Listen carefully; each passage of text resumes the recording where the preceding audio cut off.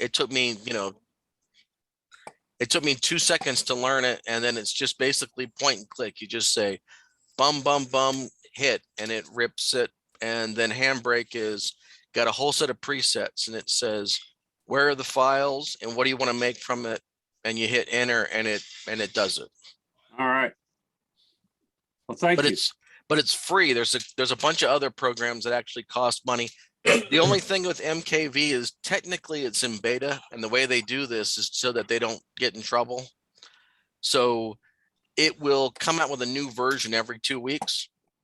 So the only pain in the ass is that you'll come back 2 weeks later and it will say, oh, that one's outdated. Download the latest version. You go download, install, and then you're ready to go. But it's free, and it'll be free indefinitely. But it works really, really well. All right. I have over 500 movies to prove it. Wow. I might need your consulting help on getting that set up. Okay. I'll see. But you say it's free and it's downloadable. Just go to that site and Yes. and it's a beta. Okay. Well, they call it beta in order so that they don't get in trouble. Right. But yes. What's nice is if you do that, if you do burn those and you put them in iTunes or the equivalent of in the newer operating system, you can actually access those through your Apple TV if you, which is a blast because I've got all these movies on my computer. I don't want to, I can't fit them all on my iPad, so it's nice to have access to them. All righty, how's everybody doing this morning? Great. Pretty good. Good. Good. So today we're doing just a general Q&A. I did want to mention a couple of the moves we've been hearing of late. We'll address some of the news and such as well. First off, I want to introduce our steering committee.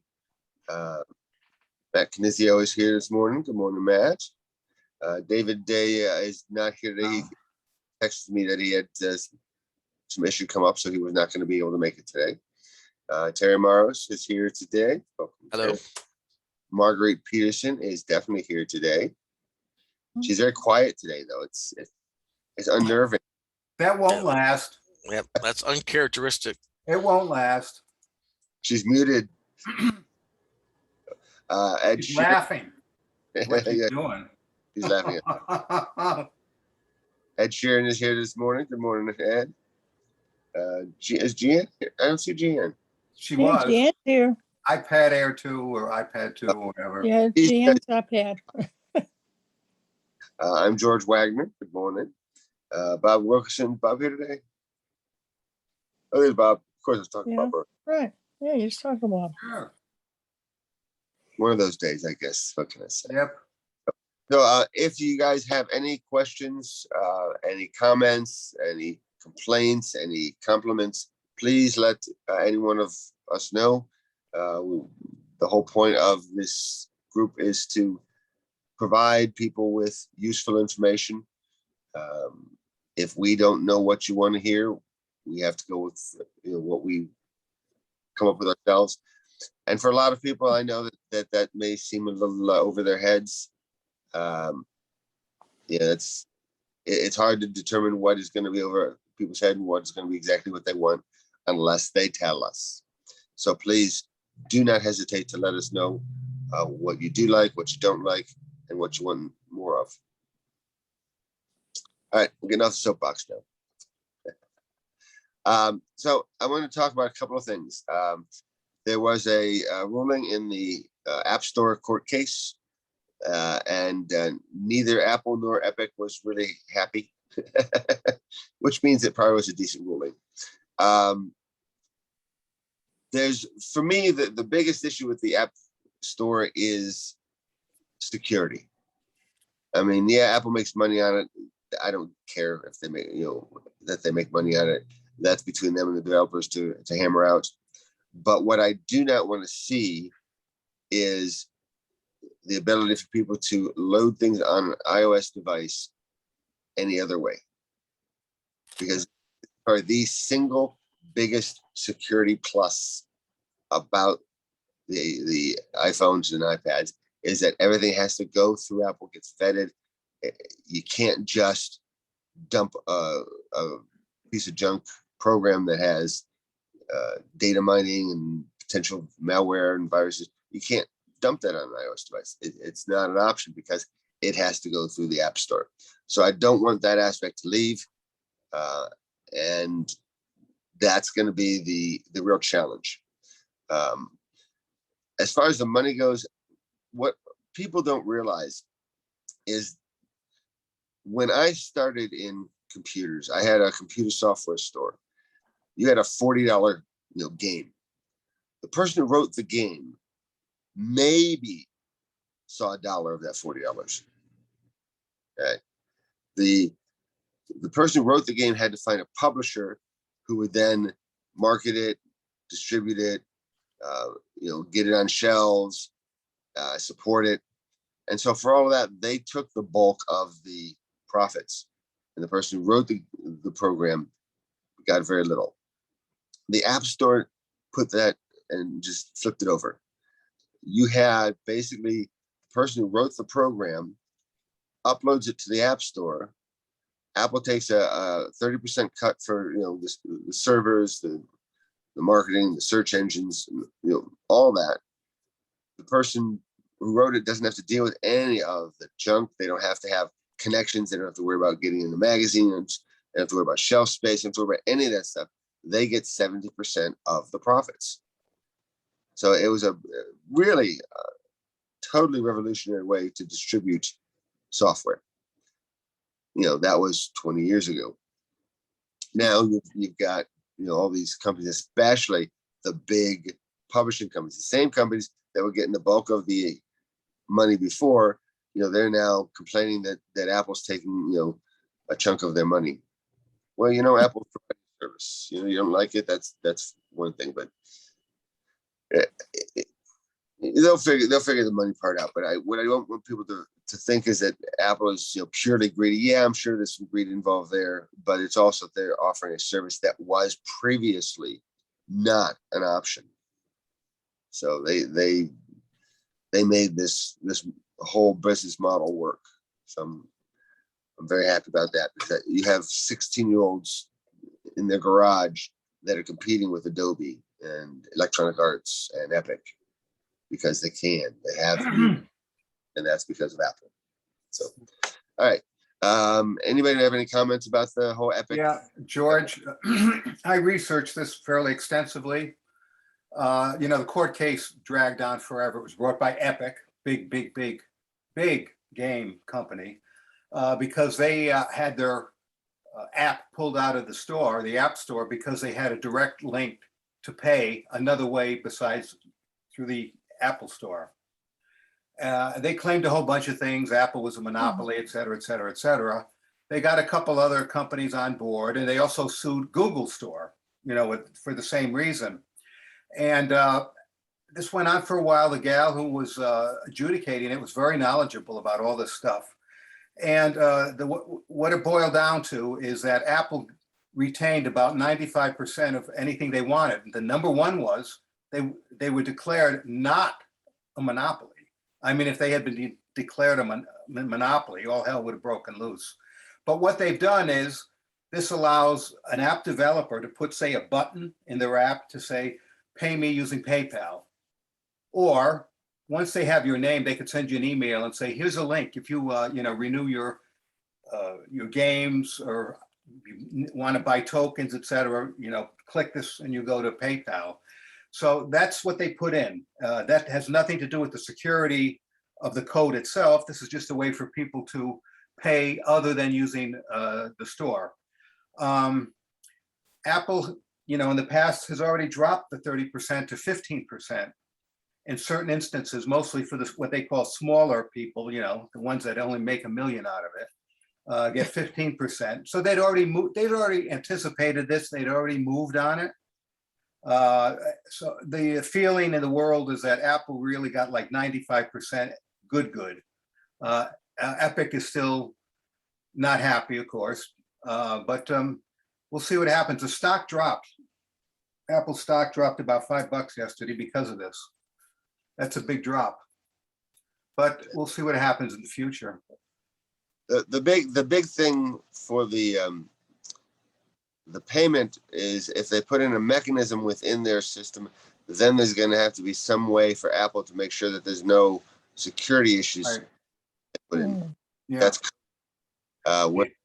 if they put in a link, that's that's different. But one of the things, Netflix was a big one on this because Netflix subscriptions, Right.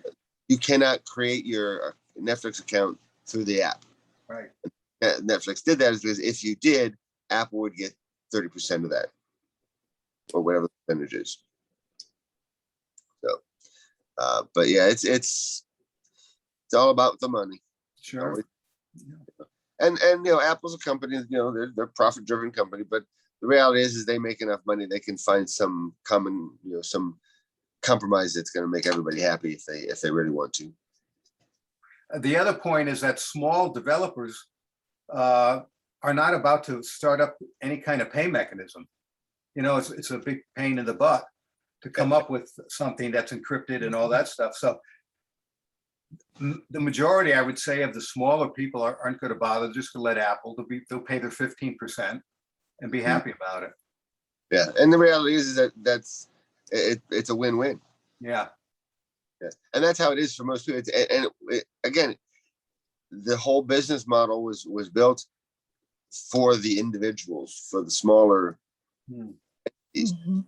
It gave Apple a tremendous number of apps right out of the box because they didn't have to wait for the big companies to decide to do it. They didn't have to wait for the companies to build, which they always take longer to do because they're bigger. So it really and innovation always comes from the smaller guy too. Sure.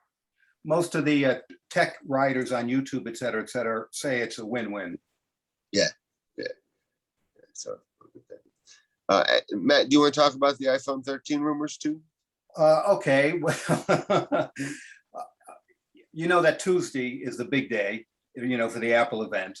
There's a couple things that they're 99.9% sure is going to be unveiled. One is going to be the iPhone 13. The other ones will be probably a new set of AirPods, a new watch, the Watch 7. And of course, they're going to announce the release of iOS 15. Now, the iPhone 13 rumors so far have been, it's an incremental thing. It's not earth-shattering. But what really happened is that one of the top guns in the Apple business that makes, his career is exposing rumors, leaked everything about the next one, the iPhone 14.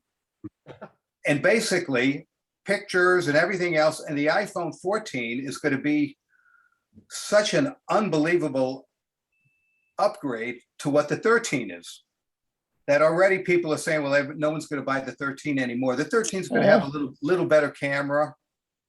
It may have a 120 refresh rate on the screen, but it's not super whatever it is. But the iPhone 14 is going to have no bumps anymore, no more camera bumps, and also all the other goodies that go with it. And it's going to look like the iPhone 4, which was the most popular design that they ever had, with the rounded buttons and everything. I never had one, but everybody said that was the best design they ever came out with. So already the iPhone 13 is like a ho-hum. Big deal. How much thicker do you think that the 4 is going to be because of that? It Bumps will on be. the back. It will be a little thicker, yes. You don't have any info on that? How Not the exact, they've shown renderings of what they're estimating the new thickness is going to be. It's not going to be like double or anything. My guess is it's going to be about the bump thicker. Yeah, that would be it. The other thing about I'm not sure about this, the 13 or the 14, it's supposed to maybe have a telescopic lens put in. I've got to say that I don't pay that much attention because I'm just a point and click guy, with the camera. I don't do anything. I photograph raccoons on my porch. That's it. So whenever they talk about increased editing and this and that, You know, I don't pay that much attention. So the 13, as I said, is old news already. You know, the third is going to have the larger sensor pixels, so it'll do better under low light conditions. Yeah, they said looking at the ads that were put out by Apple, if you look, you see those stars. So we're talking about being able to, better at night stuff and detection for stars and things like that. Also, they have a thing now. Oh no, I don't want to speak about that. I'm not an expert on it, but it has something to do with, you know how you can blur the background. Mm-hmm. They're going to increase that, so it's going to be in portrait mode. It used to be only in landscape mode before. Now it'll be portrait mode also. But since I don't do any of that stuff, I didn't pay that much attention. The price is supposed to be about the same. The lineup is going to be the same. There'll be 4 models. The Mini and the regular one, the Pro and the Pro Max. As I said, it's just an incremental thing. I don't think anyone's going to get excited over it. Basically, it'll just be the upgrade. Yeah. Anyone who's in the market for an upgrade is going to get it. Yeah, anyone who didn't upgrade to the 12 will get it. Right. A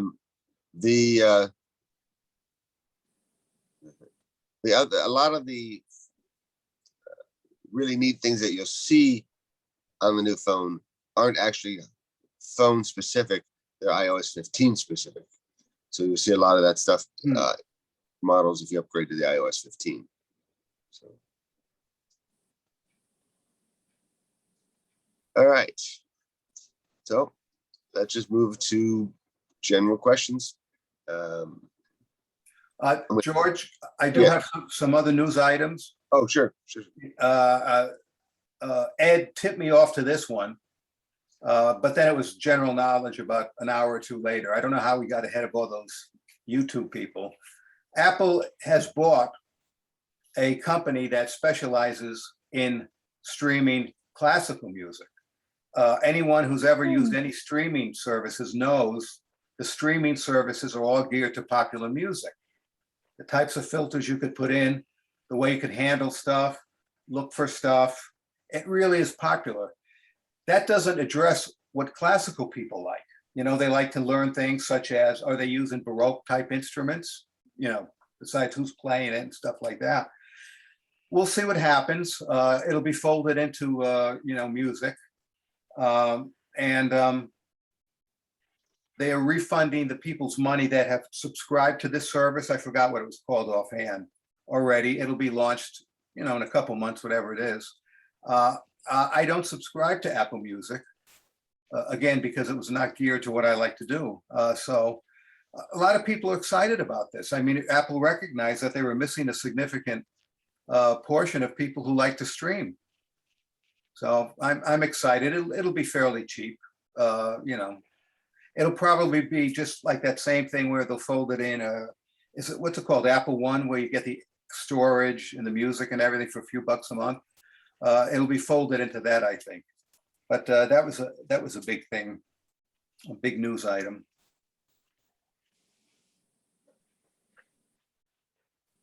And I think that's about it. I'm trying to think of anything else that I ran into. I was looking for news. There wasn't that much. There was this tremendous drought for 2 or 3 months where all the YouTube producers were going crazy. They had nothing to make videos about. And so this has just come out in the last week or so, and everybody's jumping on it, but it's just not that much going on. The court case was the real big thing. That's going to affect things. But other than that, it's been quiet. It's been a quiet couple months. Apple may have been using the court case to keep the other rumors in check too. Maybe we'll actually get some surprises for once. One employee is suing Apple for a whole bunch of things, and the Labor Relations Board said she can go right ahead, that it's a valid argument. It had to do with a whole bunch of things. In the past, we all thought that working for Apple was a super, super great place. I mean, all the surveys said it was, and I'm sure it is. But it's like every other company, they face the same situations as anybody else. That made the news because of the fact that Apple has such a sterling reputation with employees. The question there, are we talking about a corporate philosophy issue, or are we talking about some one manager who's basically inappropriate and needs to be addressed? In this particular case, the person is being charged with disseminating confidential information. That's the charge that Apple's using. The person's been dismissed already. There was some procedure that was taking place, and according to what's been We'll published. have lunch pretty soon. We're just a few minutes. Soon. Are they done? Muted him. Are you done? So anyway, a procedure was being followed, but then all of a sudden this person was terminated. And we'll just see what happens. The truth is somewhere in the middle, of course. George, is there a reason why we're not seeing you today? You normally don't see me. Oh, I've there you go. Is that better? I don't know. No, all I see is last minute topics. He's talking about in the I Oh, had there you go. There you go. have my video up here. Let me change my back. There he is. Yeah, Yeah. no, Oh, Now you're good. sideways. Good. No, that's not Hey, good. he's right with me in San Francisco. George, let's go walking across the bridge. yeah, I think I just upstaged you because it looks like I'm in front of you. You are. Oh, boy. That's all Actually, right. George, Uh, can you what's hear that? me? This is Yeah. Ed. I just added in the chat, a link to a program, a little app I found for your batteries and MacBooks Pros and MacBooks that will maintain your battery at 80%. And it really, really is good because, battery charges up and down all the time. And this will maintain a steady 80% That for is your good. battery, so your battery doesn't wear out as long. And I bought it. I got the lifetime subscription is $24, but it's well worth it to me because I had to worry about the battery anymore. It's because I use my MacBook Pro as my main computer, and I switch between houses and everything else. And I really find it's very useful because it maintains a perfect 80% on my battery all the time. It keeps it from going up and down. Okay.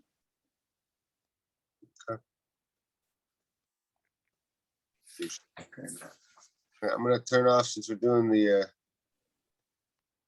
Q&A. I'm gonna turn off the big screen that way we can see. this. There we go.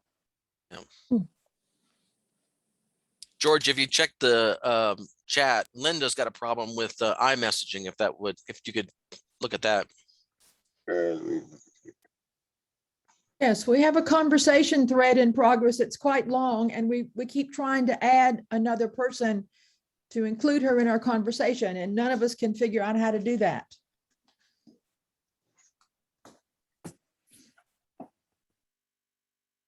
Okay.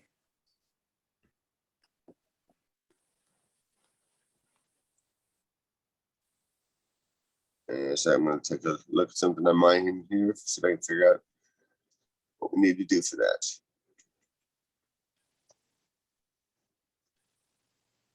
I've asked Siri several times, and I keep getting an article that says that tells me to do something, and Siri tells me, or at least the article tells me, that there's an add contact plus button somewhere. I don't find that button anywhere. That would be Yeah. in phone conversation. I don't, to be honest with you, I'm not sure there is an option in the, check on the app here, in the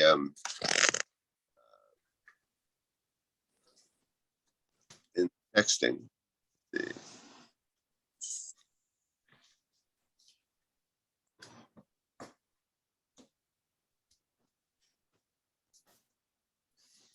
Yes, I don't see.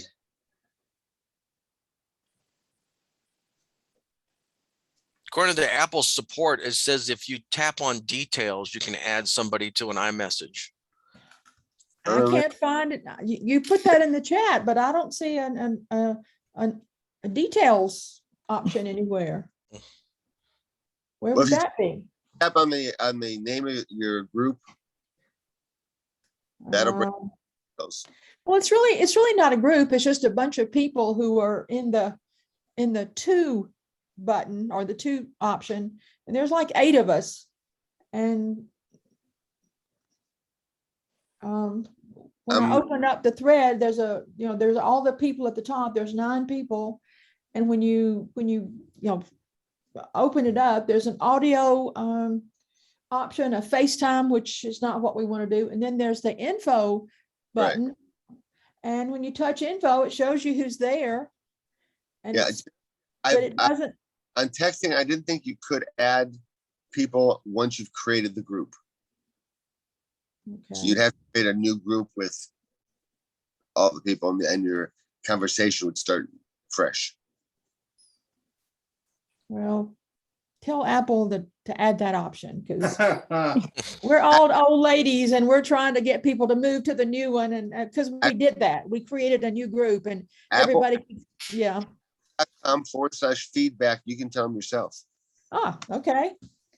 And that's actually very useful because the more people that tell them, the more people they were, everybody who takes the time to actually do feedback equates to so many people who actually want something, you know how that goes. And where do I go to do that? Apple.com/ Okay. and basically pick what you want to respond to, and then whether it's a feature, bug, whatever, and then what detail about what you want. Okay, one more time, apple.com/ Forward- what?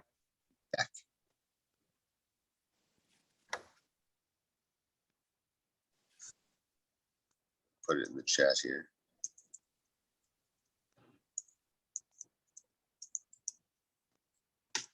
I actually go there a lot.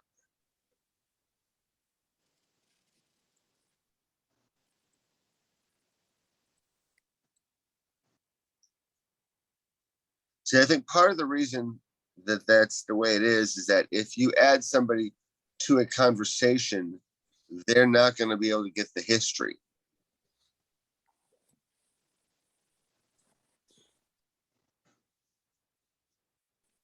For us, that's okay. We just, like I said, it's a bunch of old ladies and trying to get them to migrate to a new thread has been a real challenge. So, okay. Back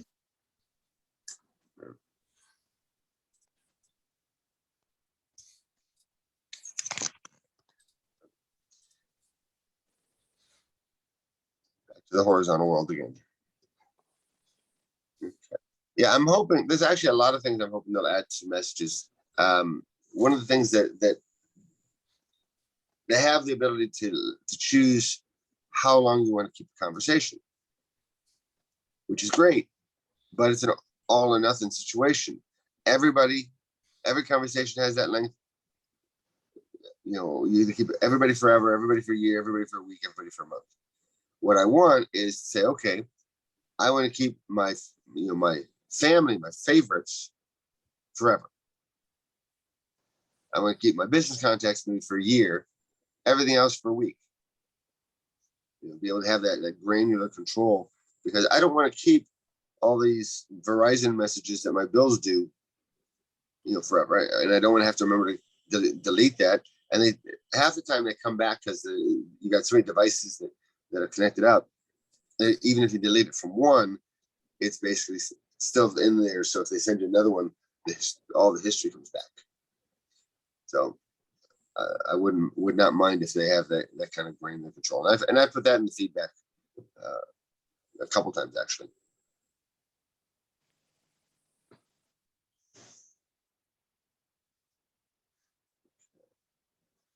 Do you have any other questions in chat? Let's see.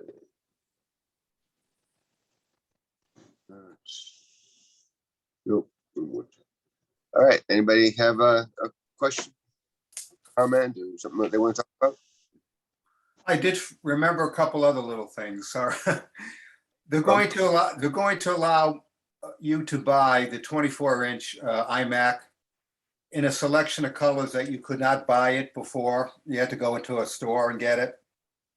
Things like the purple and the orange, those things, believe it or not, were not available, except you had to go to an Apple store to get one. They're going to allow you to buy those things now, those colors.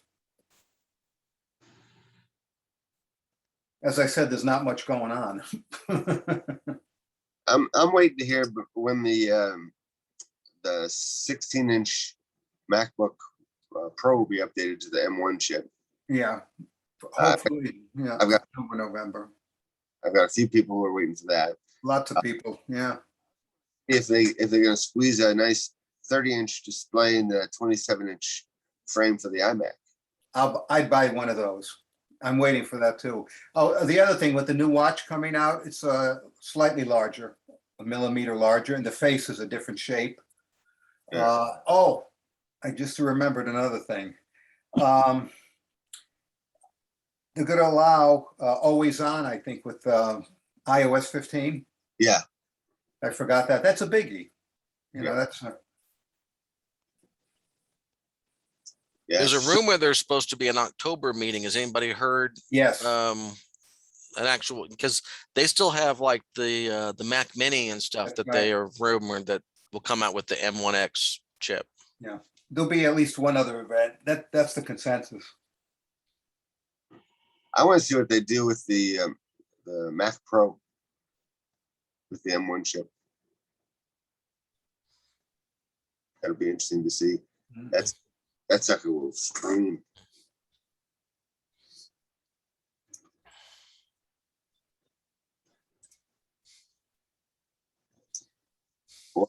Don't have a lot of questions today. Mm-mm. I got one, George. Sure, what's that? On my iPhone has quit ringing and notifying me when a text comes in. I've been looking for what the setting is that's prompted that. I'm in settings, do not disturb, and there's a choice. It says while iPhone is locked, and there's a check mark there. I have found no way to get rid of that check mark. Basically, there's another option right below it that should say always. Just like the other That's option. right. That's right above it. Right. If you select that, that'll switch it from always only when locked to always. But it sounds like do not disturb may be what your issue is. If you look on the what version of the iOS are you running right now? Do you know? It's not the latest. I haven't brought up the latest one yet.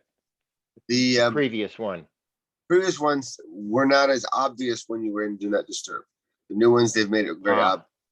And so if you look, you should see a little crescent moon icon on the front of the at the top of the phone. Do you see that? At the Little crescent moon icon? you're saying on the do not disturb page? No. On your phone at the top, there's all those little icons. Do you see a little crescent moon? On the phone itself, physically. Yes. On the front, on the top of the phone, you've got the LTE and you've got the time and all that. There's Bluetooth. Do you see a crescent moon? No. Okay, well then do not disturb is not the issue. Yeah. George, if I could butt in, and Ken, Yes. I've done a lot of research on that very topic because I ran into it. I bought my first iPhone ever just a few months ago, and then had to figure out why things were happening or not happening. Now, this is what I've discovered. There's a long-standing problem about notifications, you not being notified. In my particular case, it's when somebody starts to iMessage me, which is a lot of times very important to me. I want all my devices to go off and make a lot of noise and all that. This is what I've discovered, and it's a little weird. If you have more than one Apple device, such as you have an iPhone and an iPad, if you happen to have, we'll say iMessage open but dormant in the background, we'll say on your iPad, the notifications, sounds, messages, etc., don't show up on your phone. It's like Apple decides, okay, he's got two things going here at once. This is the one I'm going to send to. In other words, I've never been able to get notification messages or sounds on both my iPad and iPhone at the same time. It's one or the other, and it has to do with if you have one open and dormant or whatever it is. I haven't quite figured all of it out, But I do know that it has to do with the fact that it does check to see if you have other devices accessing the same thing, such as the iMessage. The interesting thing there is Uh-huh. the problem. I didn't want everything going. And I actually had, my computer, my iPad, and my phone were all beeping. So I Right. had to off on the other device, so only one did. But I have seen where if the thread that the messages are coming in on is Uh-huh. open, it doesn't notify you because it sees the message is being received and read immediately.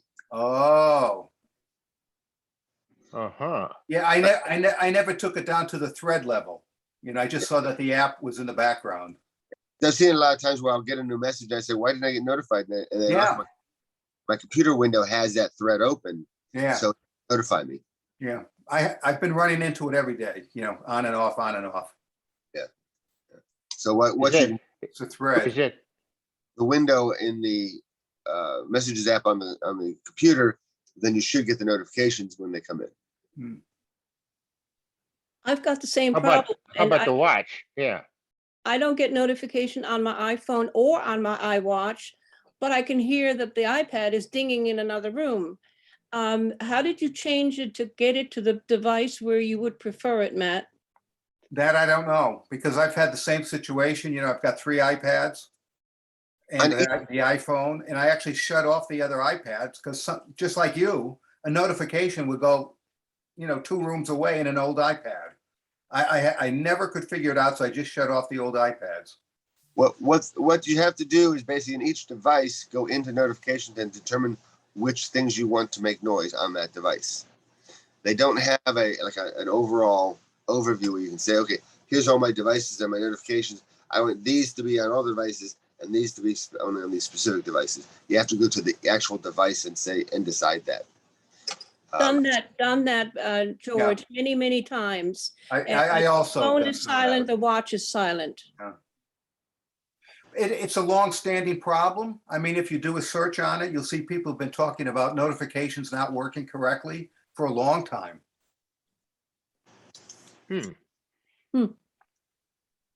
Try turning the notifications, those individual notifications off, exit the system preferences and settings and go back in and turn them back on. Just like anything else, these are all files that store information. Sometimes it's just a question of an error creeping in. George, doesn't it have on the iPhone that if you put it face down, it says basically no notifications, or it goes into some sort of a sleep mode? Yeah, face down, it doesn't listen for Siri. I know that. I think yeah, if you put it face down, it's not gonna do anything. So if it's face down, maybe it jumps to the phone, to the watch, instead of sending it to the, I mean, it should send it to all of them though, is the key. If yeah, it's it all, should. That's, yeah. we'll have to set up say a test area and track down what's going on. I sure will be anxious to see that. I'll play with it this week. It's a I'll have lots of free time. It's a I'll computer my confusing topic. pad, test out some different things. Another problem I ran into, which a lot of people have run into, and I've actually contacted Apple on this, is that the volume, even though you have your settings for sounds, the system sounds, the ones that let you know that, for instance, you got a message, or when you type, if you want to click, click, click, or to send a swoosh when you send a message, when you send your email. Those things were so quiet, no matter how I maxed out all the settings, that I actually bought a dumb speaker, a dumb Bluetooth speaker. My Alexa speaker, which is a smart speaker, would not play those sounds. It would play any videos and things that I was using the iPad for, but it wouldn't do the system sounds. So I bought a $25 little dumb Bluetooth speaker, and I could put my phone on it or my iPad on it, and it sends all these system dings and dongs and swooshes and notifications to that dumb speaker. And it's wonderful because it's 10 times the volume that I need. But that's the solution if you run into problems where you're trying to hear your system sounds and you just can't hear them. The Apple official line was they purposely did that because people complained that while they were in conferences and everything, the system sounds were going off. And so at Macs, they're just not there. I mean, you can hear them if your hearing is excellent, but. What? One thing that I have ran a similar thing with the Bluetooth. Bluetooth volume compared, like you're listening to music and then the Bluetooth comes in and all of a sudden you're just blown out of the car because it's loud. Right. If you adjust the volume while Bluetooth is playing, it only affects Bluetooth. Right. What they need to do is really give you a way of going in there and say, okay, here's the Bluetooth volume, here's the sound volume, and here's the system volume. Every time I switch between the Alexa speaker, the smart speaker, and the Bluetooth, you're right, it automatically, the volume gets changed for the device. So you're either too high or too low at any given time. Yeah. They need again, more granular controls would be nice. I found that with mine, the alerts will change the volume with the buttons on the side, and that's because in settings under sounds and haptics, I have change with buttons, so that if I notice that my alerts are coming in kind of quiet, I can just increase my volume on the side, and then I can hear them louder. So have you tried that, Matt? Yes, but the thing still is not that, loud enough? No, because I already have internally on sounds, you get into the settings, I already have the sounds up to max. So I have nowhere to go. I have no headroom to go. In other words, I actually have two things. I've done the thing with the buttons or just with the slider, in Control Center. But also internal settings, I have it at max, and it's plenty loud when it tells you what your setting is. When you push it over, you'll hear it go dong, and it's enormous. But then you get off that, and it's quiet again. And everybody has reported that. So many people have reported that. And as I said, it's an Apple design. They don't want it going off at an excessively loud rate. Anyway, I've lived with it because I got that $25 speaker. Does anybody else listen to music that's on their phone, not streamed? No, I don't store music on my phone. I've had an issue where it will play from my playlist and then all of a sudden it's not playing from the playlist anymore. I haven't figured out what's kicking it out yet. My original iPad, I have my home music library on it. And when I had a Android phone, you were allowed to once go up to your, I use the Match program, the Match facility they provide an iPad in Apple land. They allow you to once download your library onto another type device, an Android device. And from that point on, you can't do it anymore. So my old Android phone, which is sitting in a drawer, has my complete library on it. And my old iPad, which is sitting on my piano, also has my whole library on it. But my current stuff, no, I didn't want to waste the space. Well, the nice thing is you can actually play it with home sharing. You can play it from those other devices.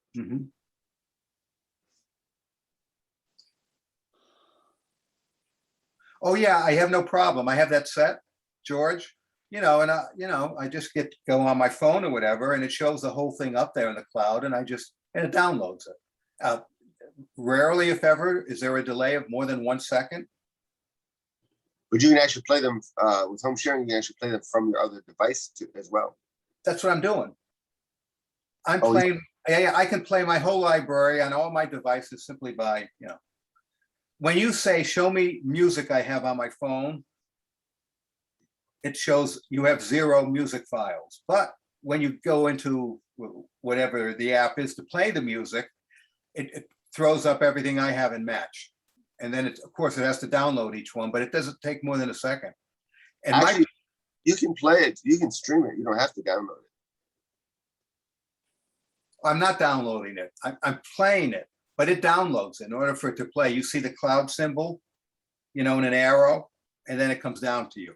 It's not stored, but it's just streaming it. Right. Yeah.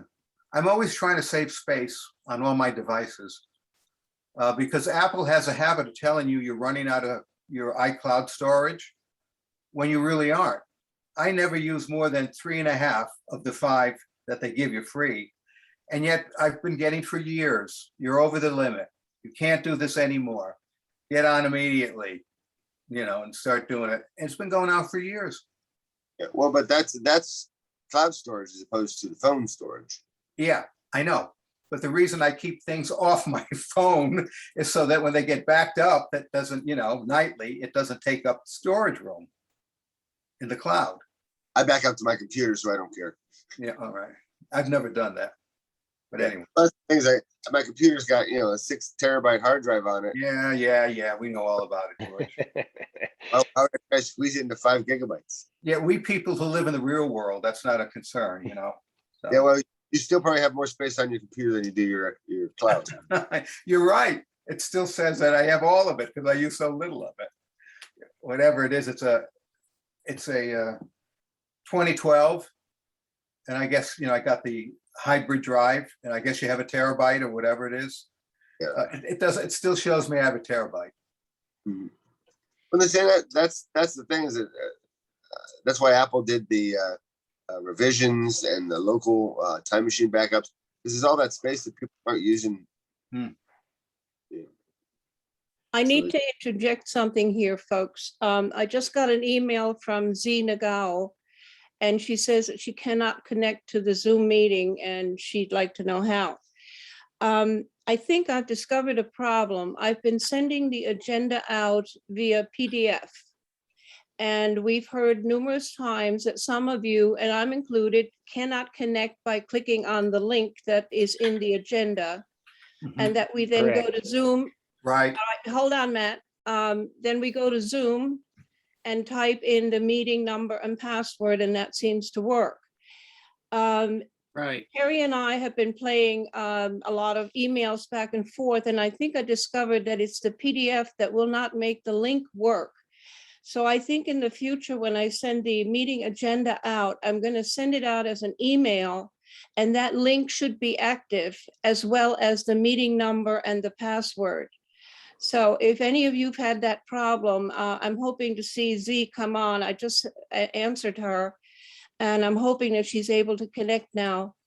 Hopefully that will resolve itself from here on out when I send it out. Marguerite, an alternative would be send the PDF, but also send the link in the text of the email.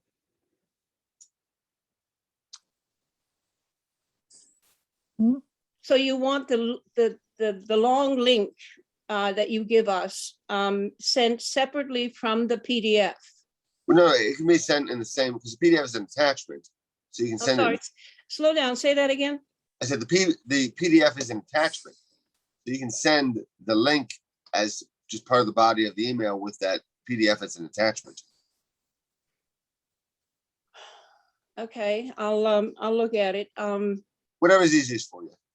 Well, I have to remember that some people have Apple equipment, other people work with Microsoft. And that's the reason I send it out as a PDF, because nobody needs to edit it and everybody can read a PDF. But apparently the link does not work on a PDF, inside a PDF.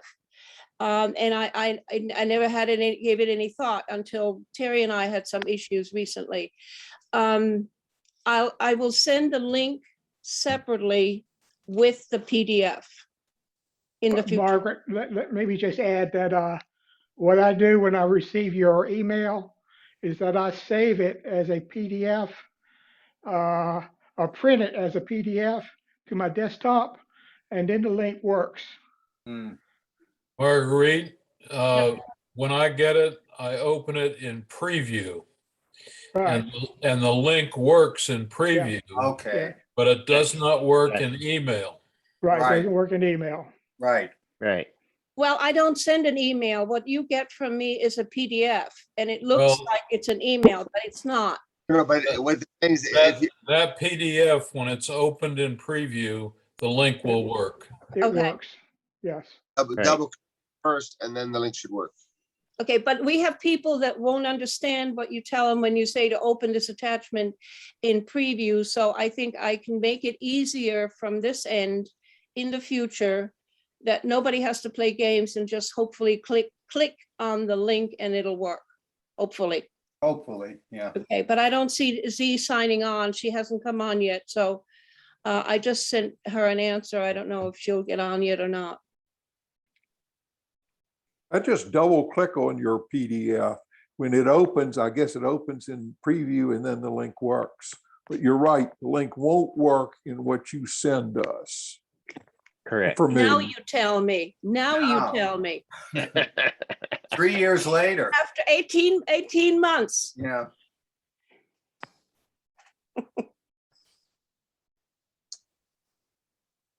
Continue with your babble, Matt. I simply was verifying that I too have had that situation. That's it. Okay.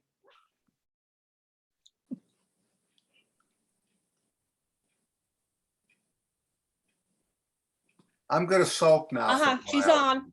I'm gonna sulk. Because of Marguerite, the next 3 meetings, I'm gonna be sulking. Oh, so you sulk anyway, Matt. That's different from normal. This will be sulking to a higher degree, mega sulking, Leave her now too. maxing sulking.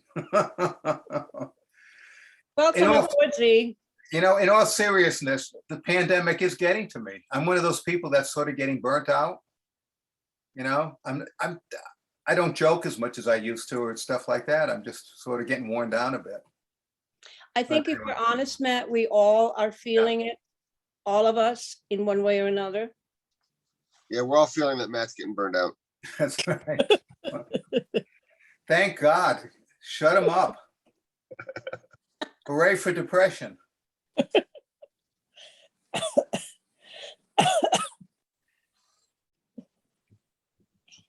Yeah, as my dad always keeps telling me, he says, you know, it used to be, I used to cough to cover a fart. Now I fart to cover a cough.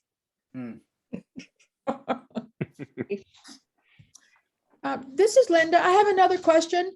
I have an iPad Pro that's several years old. And the battery, it was fully charged yesterday. It's been sitting in overnight and not used. And this morning it's at 35%. Can you replace the battery or do you have to just junk it and get a whole new one? There are places that can replace battery. I know the Asheville Mall has 2 places that will do that. I'm not sure. I think you go to probably the Apple Store in Greenville can probably do it, but there's probably some. But yeah, it can be done. The question now is that the cost of it's probably going to be like $100. And since you can buy the new iPads for as low as like $329 is the one that, do you want to put $100 into an old iPad? That's Well, Yes. this is the Pro. This is the 12.9, the big one. And I'm not a real sophisticated user, so I don't know that I need a bunch of bells and whistles, but I do need the battery to last long enough for me to do something with it. So yeah, they said 2 places in the Asheville. I know the Asheville Mall that has it. I'm not sure about closer down to Brevard and Hendersonville. But I'm sure if you look around, there's places that'll do that. Look for places that do like cracked screens. They also usually do batteries. okay, thank you.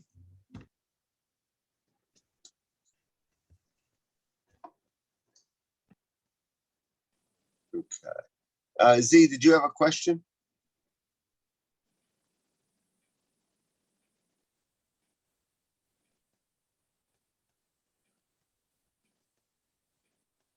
I think her microphone might be out. Trying to, can you hear me now? Okay. Okay, sorry. I have a new computer and I could not connect with you all. I finally did, so I'm happy, but it took me quite a while. No, I'm sorry, I've missed out on the questions. The only thing is, like the question, my beloved iPod is really getting old and I wanted to get a refurb or something. I only want it for reading books and playing games. So where would you go to get one? I mean, basically eBay is probably your best bet. There's a couple places that do old tech. Yeah. The one I've seen a lot. Shoot. Yeah, I'm just gonna find the name of the company. They send me emails all the time.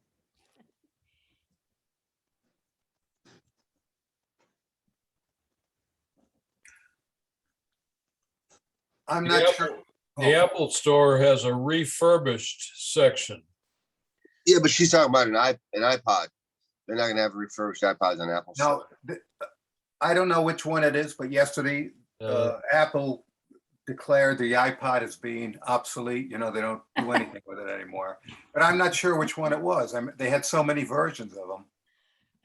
Yeah, I've got a pocket full of old ones. Yeah.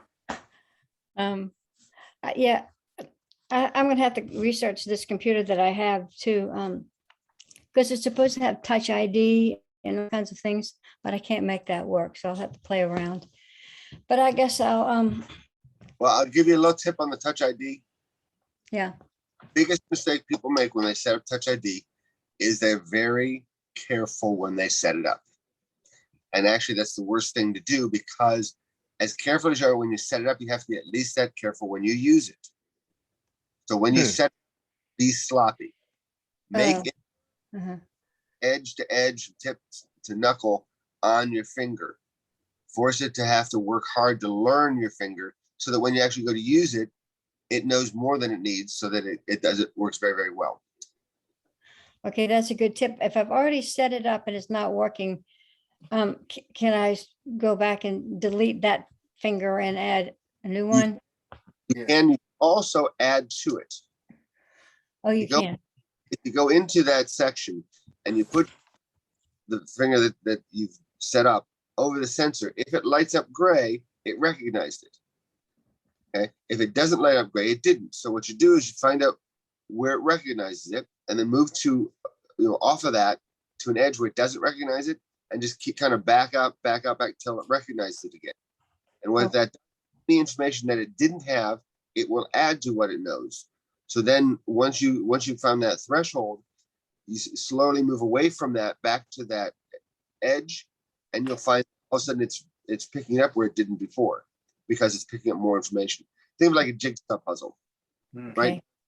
Few pieces, and the more pieces it has, it puts together, that becomes bigger and bigger and bigger once it connects up those pieces. Okay, thank you very much. You will. George, I bought a refurbished iPad Pro, and I broke the finger reader just by dropping it once off the armchair. It hit the floor, and that was it. So I had to go in, eventually shut off everywhere that allowed you to use your thumb and your fingerprint, and I had to, put it in, so I'd have to put my password in using the Apple Store and everything else. That was one reason I got the iPad Air 4. It was getting to be a pain in the butt, but it's not so hard to break those. Well, it's amazing sometimes. Back in the days of the flip phones, my ex dropped her flip phone, broke her camera. I dropped my flip phone, kicked it across the concrete, bounced it off the wall. Mine worked fine. No, it was just, how far off the floor is an arm from an armchair? And it didn't even hit the floor. It hit my power brick where I have all the lamps and everything poured in. So it hit plastic. That did it one time. Yeah, just sometimes it's just how it hits. That's it. Oh, it was intermittent, by the way. Sometimes it would work and then it wouldn't work. On and off. Yeah, loosen something in there. It sounds like if it's that way, if you go to the places that do the screen repairs, they might be able to see if they can reseat that. Yeah. That brings up another topic, right to repair. This has been a big topic around the whole world, where Apple says you must bring it to us or an Apple certified technician or whatever. Otherwise, everything is null and void. There's been a lot of pushback around the world, as I said, where they want regular technicians to open up their little stores and be able to do what they did. I don't know what's happening with that one, but that's a big issue with Apple too. Well, how come Ferrari can require you to go to the dealer to fix it? Huh? Yeah, but you see, Ferrari doesn't have, what, 5 billion people have bought their products? Well, I mean, Apple has expanded their Yeah, authorized service people. A lot of it had to do with their what was it called, Daisy, their device that basically removes the screen, takes apart the devices. oh yes, it recycles the stuff.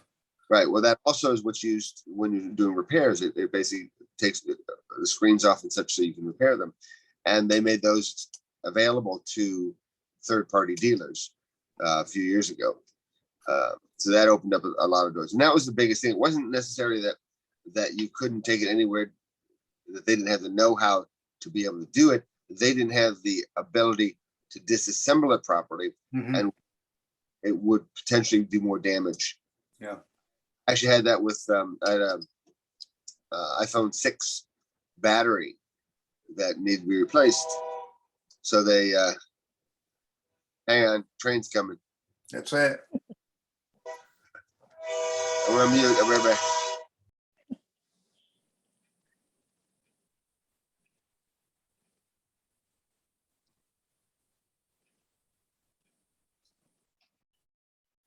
Okay. Yes, that's the downside. You have the train. The upside, of course, you don't have to wear pants, you know. Yeah. But as I was saying, so I had an iPhone 6 with a battery, and they replaced the battery, but they messed up the screen. Because they didn't have the proper tools to do it, so they did it, and the person who did it wasn't experienced enough. They went through 3 screens. I ended up getting a new phone from them. So and granted, I got a replacement phone, but it was still a big pain in the rear. So it's a lot of times it's not that they're trying to make it so you can't do it. It's just that because they're trying to make these things small, light, compact. The way they build them, they're not modular Lego style battery, unplugs here and they're soldered on and very fitting. So in that scenario, it require specialized tools. So, and as long as those tools are available, I think that they'll fall into that. Right to repair will be fine.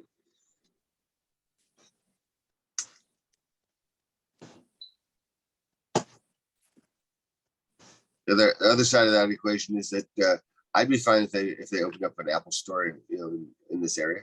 Yeah. Yeah. Right. Yeah, I used to live in Toledo, and they got one in Toledo, like right about the time I left there. And I look at the size of Toledo, and I look at the size of Asheville, Hendersonville, Bard, and it's like we're not getting one for a long time.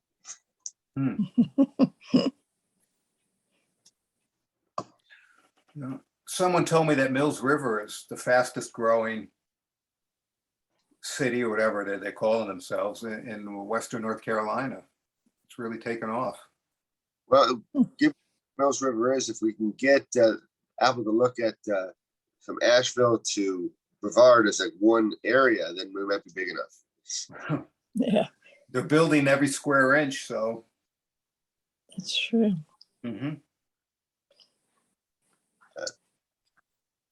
So anybody else have any? George, I just posted a link to a company in New York called N1 Wireless. Have you used them? I've used them, and they have a lot of used equipment there and refurbished equipment, and they're really good because it's quick turnaround. I bought 2 Apple iPad Airs from them for my wife, and they're really good because they check everything out and everything, and it's a real good company to work with. And they have iPods there also. Just make sure any company that you purchase from, make sure they have at least a a warranty to give you. They do. Like I said, I worked with for about a year now, and I have really no problem with it whatsoever, and they have good prices on everything. They always have things on sale too, and which I kind of like, and so it's a good place to me. It's a good place to go for, and like I said, they have quick turnaround. You order something, it said be in due 2 days. It's there in 2 days. Yeah, you'll find whenever you have a good company, you want to definitely support them. If you haven't dealt with Otherworld Computing, they're one of my favorites. They take care of their people very well. I always tell people you can determine how good a company is not by whether they make mistakes, because everybody makes mistakes, but by how they deal with them when they do. And I've had a couple of times where customers had memory that came in bad. They they shipped some out immediately, and they didn't wait for the memory to come back to ship it out. They cross-shipped them so they could get the memory right away. There's no questions asked. They just did it. What was the name of the company you recommended, George? Otherworld Computing. They deal in a lot of Mac stuff. They've been a Mac-centric company for a long time. They do hard drives. They do memory. They do a whole slew of things. OWC. Yeah, OWC. Yeah, just I look used for to, OWC. Mac when sales. I upgraded my old MacBook Pro with new SSD drive, I ordered from them, and they're really good because they had a little kit that they sell with it, and the price of the SSD was about 2/3 of what you would normally pay. With the kit, it came out and it was so easy to install. They give you a video and good directions. So, and same thing for memory, if you could upgrade the memory and anything. But they're a good company to work with Good too. company. They have their own line of stuff, but they also sell brand name stuff too. So Right. if you feel more comfortable with the brand name, that's fine. If you trust it, Wow.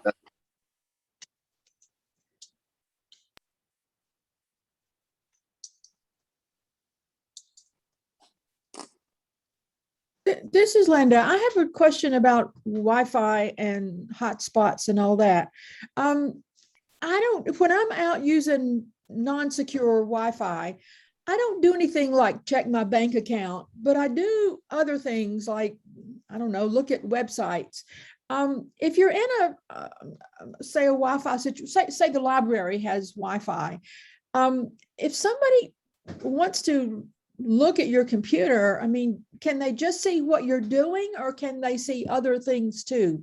Can they go in and search your computer for financial stuff, for instance? Tell me about Wi-Fi. well, Wi-Fi security, it's not so much that they can get into your computers, that they can see the traffic that's being sent across the Wi-Fi. And so basically, if you go to, as your example was, if you were to go to a financial site, they could theoretically see that that transaction application. As far as getting into your computer, Macs are fairly safe. If you got standard malware, antivirus, you should be sufficiently safe from that aspect of it. But when basically using public Wi-Fi, you want to actually minimize anything personal, unless you VPN. And as far as that goes, I recommend VPN, period, even when you're working from home. The problem is that back in 2016, a law that was supposed to go into effect to prevent your internet service provider from basically selling your information about what you're doing on the internet didn't go into effect. It got stopped before it got enacted. So your ISP can make money selling information about what you do on the internet. You know as well as I do, if there's money to be made, most likely they will make it. So VPN, what that does, it's called virtual private network. It creates an encrypted passage between you and the VPN server. That is the only communication that your internet service provider will see. Where you go from there, they have no idea. That's between you and the internet and your VPN server. So basically, think of it as that's your hub. You're going there, and from there you'll go wherever you want to go. but your internet service provider can't see it. And if anybody were watching the transaction or the communication, all they could see is that you talked to your VPN server. It's encrypted. They can't say what you did. They just can see where you went, and they can't see anything beyond that. So it's a very effective way of preventing people from seeing what you're doing.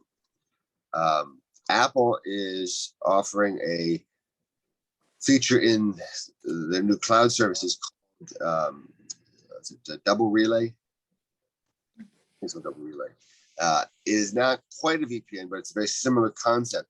And that is basically designed to hide your IP address on the web and give you some protection from being identified, being tracked on the web. What's it called again? Apple's is called, I think, double relay.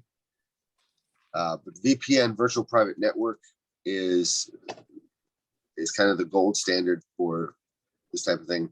You want to make sure that you go with a good company, that a reputable company. ExpressVPN is good. Bear Tunnel is good. Nord is good.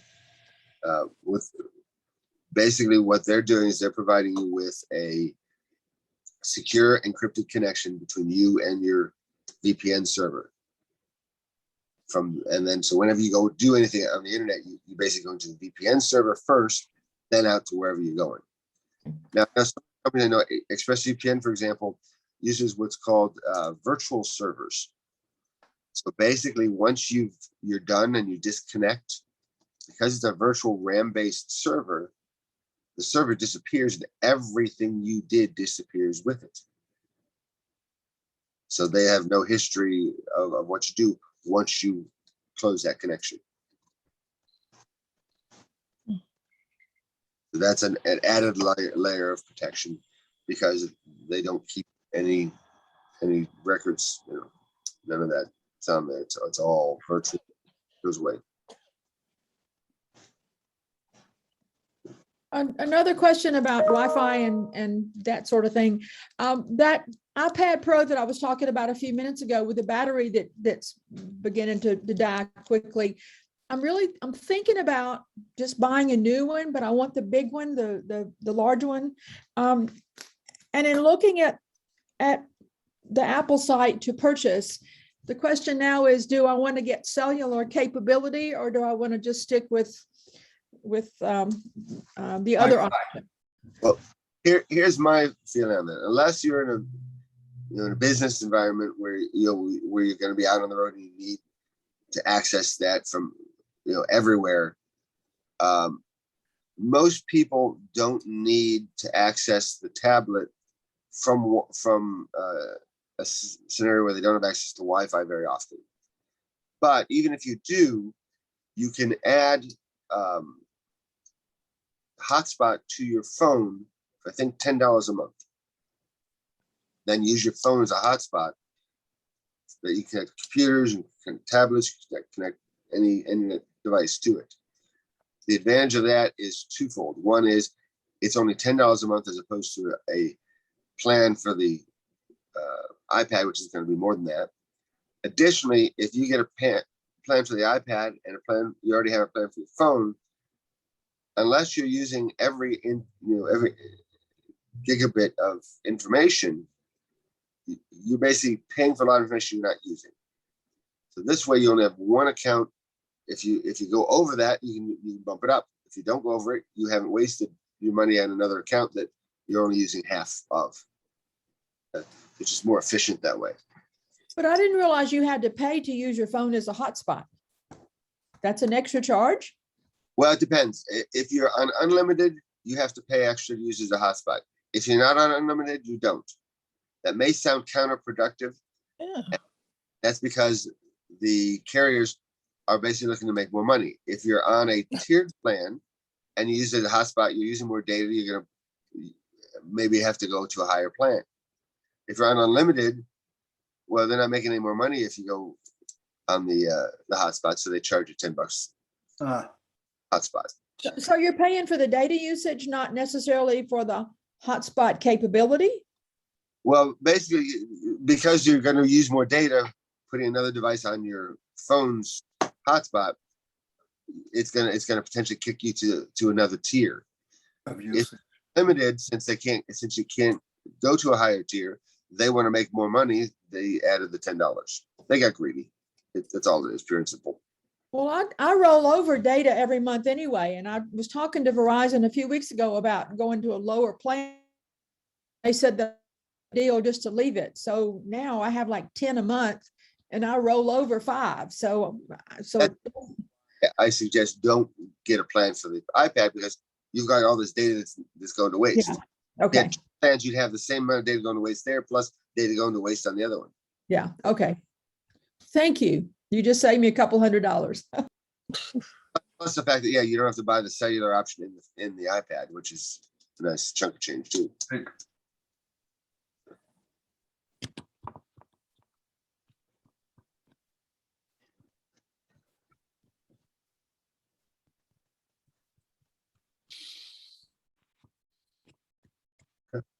Well, unless somebody else has any other questions, I think we're good for today. Z, we did record this. I will send it to Terry. We'll put it up so you can watch and listen to some of the other questions and answers that were given. George, do you think you could ask the steering committee to stay on after we close down? Well, I think you just did. It's your call, not mine. You're a part of the steering committee. Yes. Yeah. Well, if you guys can hang out for a few minutes, that would be great. One question for the steering committee is, what are your thoughts about future on-site meetings as opposed to virtual? So just curious as to what the thoughts are for the future. Basically, the plan is eventually to have live meetings and also stream them on Zoom. Ah, Or okay. come to the meetings, or who might be in Florida or whatever. Since we're familiar with it now, we're comfortable with it. It kind of gives us that flexibility. As far as how soon, well, if you know anybody who's not vaccinated and not wearing a mask, ask them. Yeah. Well, as long as the plan is to continue the Zoom capability, I'm good, because I live in Weaverville and driving to Brevard at 10 o'clock on a Saturday is a pain for me. So if you can continue to Zoom, I would be most happy. Thank you. Not a problem. And this is Ken. I like the Zoom meetings. For some reason, I feel more, believe it or not, more involved and more able to speak up. Don't know why. I should be the opposite, but I like the Zoom. Well, probably because we're watching you. Oh, all right. He's comfortable in his man cave, more comfortable there than going outside the house. Well, Terry has made a very good point all along, and that is people always like to bring their equipment with their problems to a live meeting and have discussions there or individual advice, which is really extremely valuable, but we just can't do it. But once we get back to the live meetings, Ken, what we can do is you can go into the other room and still do the Zoom. Well, Thank you. Well, just from me, thanks to all of you for your work on this. I really appreciate being able to access all you folks who know way more than I do. Thank you. You're welcome. Thank you for coming.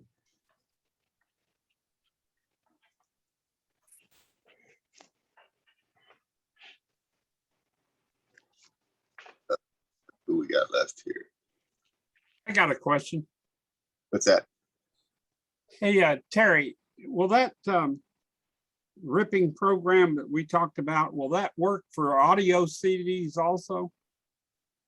Well, audio CDs don't usually have any DRM on them. You can use. That's right. iTunes. iTunes will rip them fine. The DVD that I forgot. Yeah, iTunes. The biggest deal is when you're ripping audio is if you want to run it on anything, MP3 is still the standard. But if you want the best quality, you want AAC or FLAC or something like that, that not every device or every car can play. So I kind of do AAC and then make MP3s if I have to. I've never had a problem playing them from my device through my car, but if you're gonna send it to another device, MP3 is universal. Well, that brings up another question. Since I've got, I don't know, 30 years of CDs that I'm trying to convert to digital files, is there a native software that does that on the Mac, or how do I do that? iTunes will do it beautifully.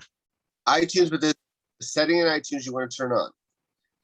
If you go into the preferences, and let me find exactly where it is for you. In the section on, I think, importing.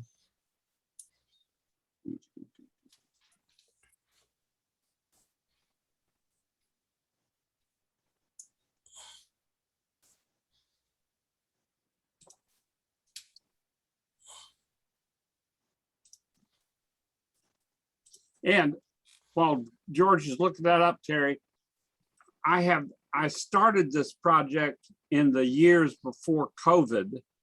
And so it's receding back in my medulla. I can't remember exactly, but somehow I got it screwed up that the things that iTunes imported, they imported the music, and then they have got the album art doesn't match up with the album. And I've been, you might remember me talking to you about that 3 years ago. Yeah. Is there a way to completely start over? Just erase everything that I've ever imported into iTunes and just start over? Because you can trash your library and start over, but you can what? You can destroy all of the files that are in your iTunes. That's not a problem. But the problem with iTunes is that, they'll have one album and it will come out, this is what was released. This was what was released, re-released. This was their studio version. This was their live version. It doesn't do a very good job of keeping those separate. So that's why sometimes if it's a really old album, it just doesn't have the cover art, and therefore it just guesses. And then sometimes if it's a newer album, it may pull from the old stuff or cause, so they've never been able to get that to work 100%.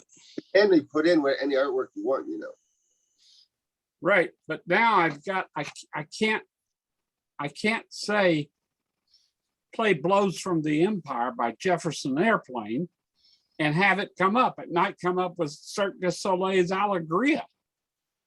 I don't understand how it can digitally make those decisions. I'm not if you telling Siri to play Jefferson Airplane, it's not playing Jefferson Airplane? Right, because it's corrupted some way. It is, and I've worked on this. Well, it got so bad that I just gave it up. And now during COVID, I've got a lot of time on my hands that I'm not doing anything else. So I might as well screw with this. Well, the Apple Match does a lot of damage. When they came out with that, they had a lot of false positives, a lot of people that had really elaborate collections. It screwed a lot of things up. So how do I destroy my collection and start all over? Let's start it. I'm willing to do that because I've got a lot of time on my hands now. Yeah, you do. George, you would know that more than I would.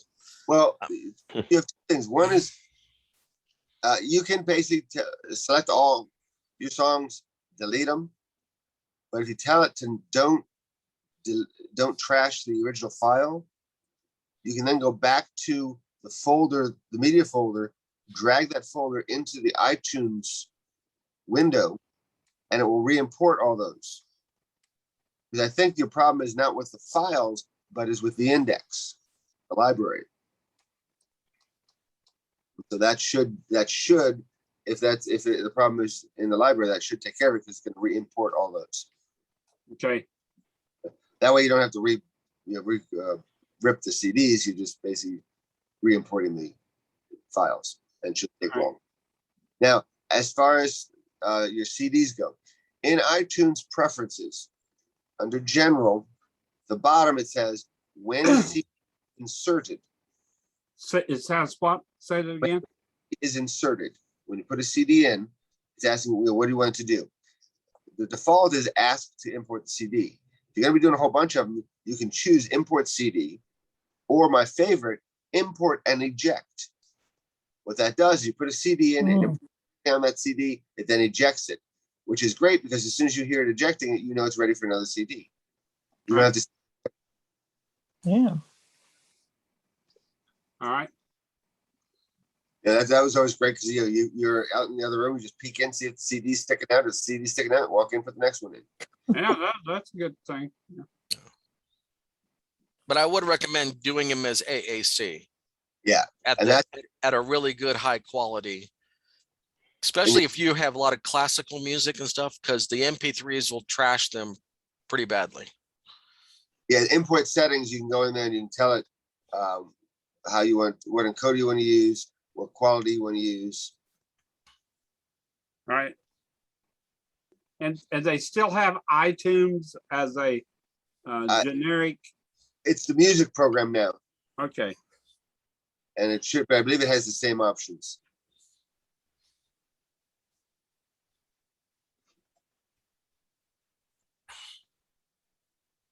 Yeah.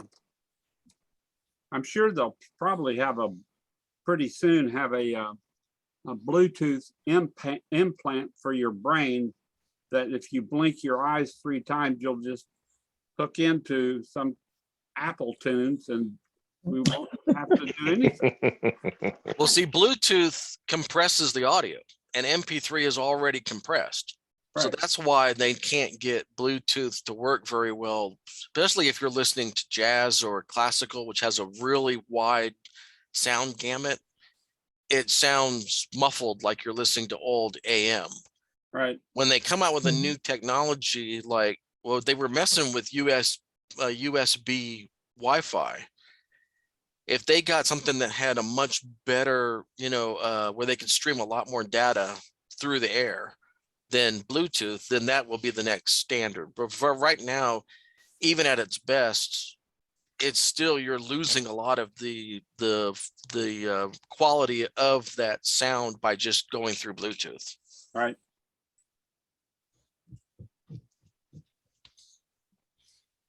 Well, maybe they'll fix that with your brain implant. There you go.